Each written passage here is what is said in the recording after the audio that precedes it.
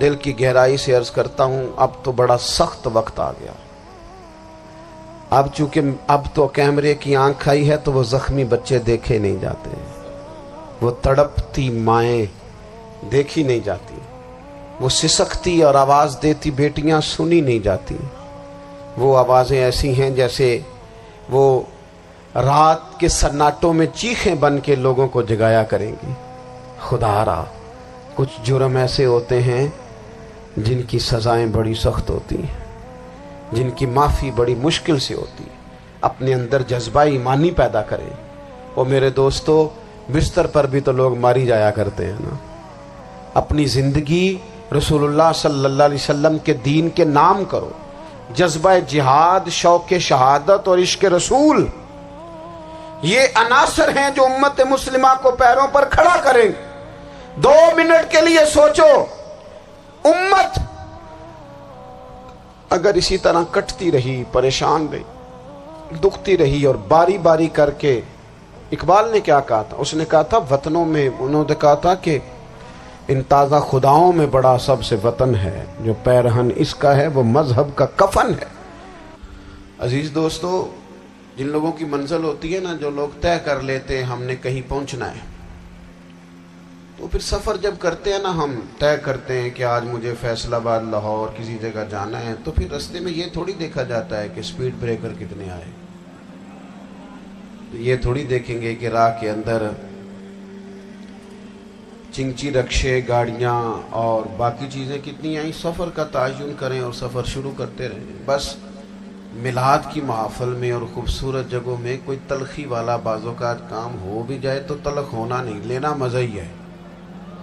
سمجھ میں آئی بات؟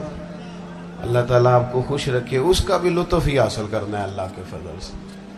دنیا میں پریشان وہ بندہ ہوتا ہے جو ذہنی طور پر, نفسیاتی طور پر الجھ جاتا ہے. آپ نے الجھنا نہیں, محبت سے بیٹھنا ہے. چند ایک باتیں عرض کرنی ہیں, اس بات میں کوئی شک نہیں, ایکو ذرا کم کر دینی, اس میں کوئی شک نہیں کہ ایمان نام ہے حضور کی محبت کا. محبت مصطفیٰ کریم صلی اللہ تعالی علیہ وسلم ایمان کی جان ہے.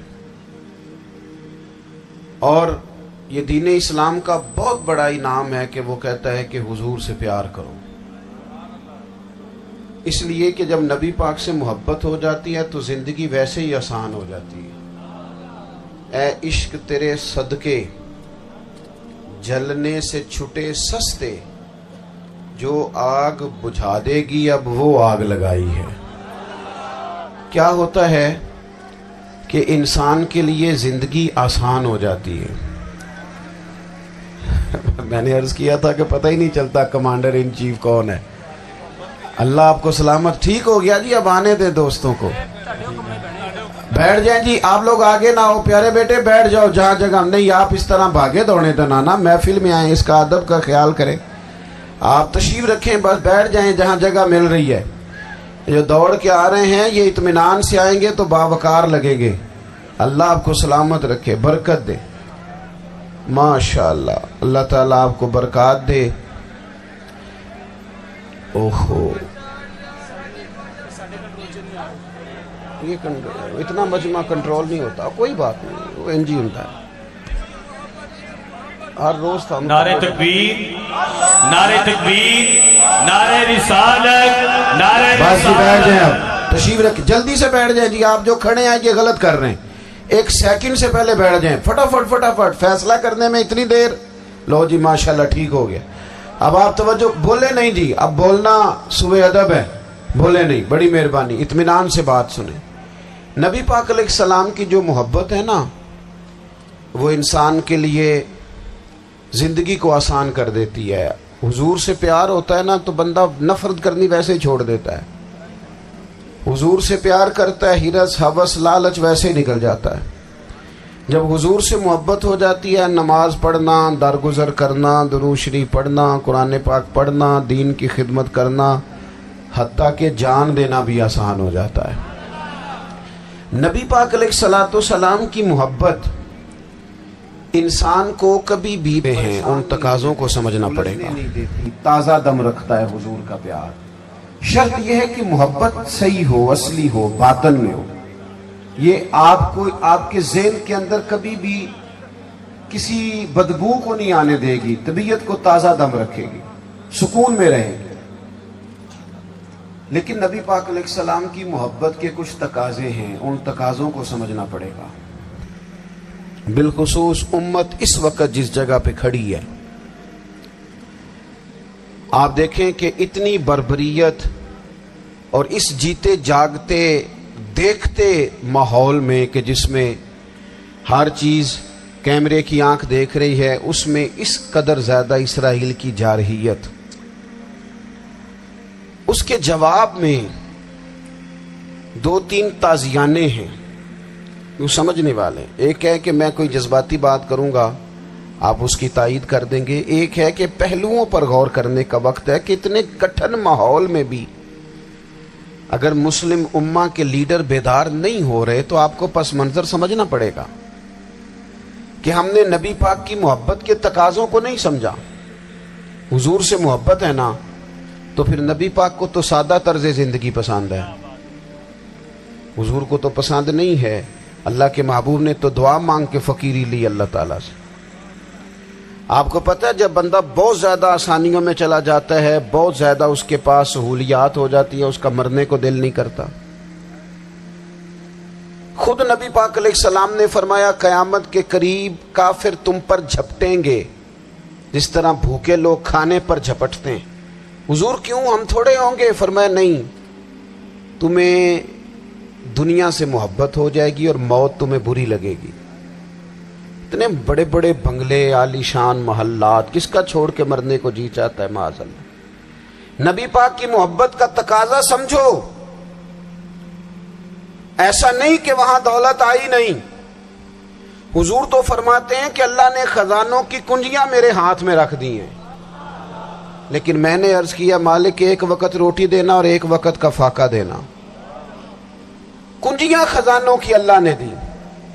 جب تک آپ اپنا طرز زندگی، یہ جو بہت دنیا کا پیار ہے نا، بہت زیادہ مرنے کی ہرس، یہ بہت زیادہ جینے کی ہرس، تو اللہ تعالیٰ نے قرآن پاک میں یہودیوں کا طریقہ بیان کیا کہ وہ کبھی مرنے کی تمنا نہیں کریں گے کیونکہ جینے کی ہرس رکھتے ہیں. نبی پاک علیہ السلام کے غلاموں، طرز زندگی جب تک سادہ نہیں ہوتا اور جب تک یہ دنیا کے جھمیلوں سے کسی کو دولت دے کر پیچھے کر دیا جاتا ہے، کسی کو عہدہ دے کر چپ کرا دیا جاتا ہے، کسی کو اقتدار دے کر چپ کرا دیا جاتا ہے.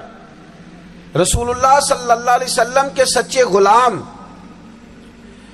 انہیں ایک بات کی سمجھ آ گئی تھی کہ ہمیں ہمارے رب نے کہا ہے قل ان کنتم تحبون اللہ فاتبعونی یحببکم اللہ. اے محبوب آپ ان سے فرما دیں اگر رب سے محبت کرنا چاہتے ہیں تو آپ کی پیروی کریں، اللہ خود ان سے محبت فرمائے گا. جب رب بھی ان کا ہو جائے گا، جب رب بھی ان کا کی محمد سے وفاتوں نے تو ہم، یہ جہاں چیز ہے کیا، یہ لوح و قلم تیرے ہیں، اس کا کیا مطلب ہوا؟ لوح و قلم، قلم لکھتی ہے نا تقدیریں، مقدر فیصلے، تو لوح و قلم تیرے ہیں، اس کا مطلب یہ ہے کہ پھر رب کریم تیرے اوپر فضل کرے گا اور وہ جن فیصلوں کی امت کو دیانت سے چاہت ہے اللہ اپنے فضل سے وہ فیصلے فرمائے گا. جب تک زندگی حضور کی غلامی کی طرف نہیں جاتی وہ اللہ تعالیٰ کی تائید نہیں پاتی. حضرت عبداللہ ابن حذافہ رضی اللہ تعالیٰ عنہ کو رومیوں نے قید کر لیا تھا، اور جب رومی آپ کو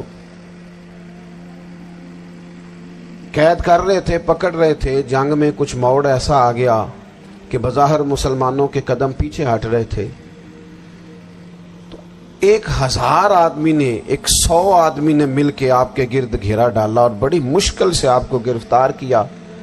جب بادشاہ کے سامنے لے گئے نا تو بادشاہ سے اس کا سپہ سالار کہنے لگا کہ بندہ ضائع کرنے والا نہیں.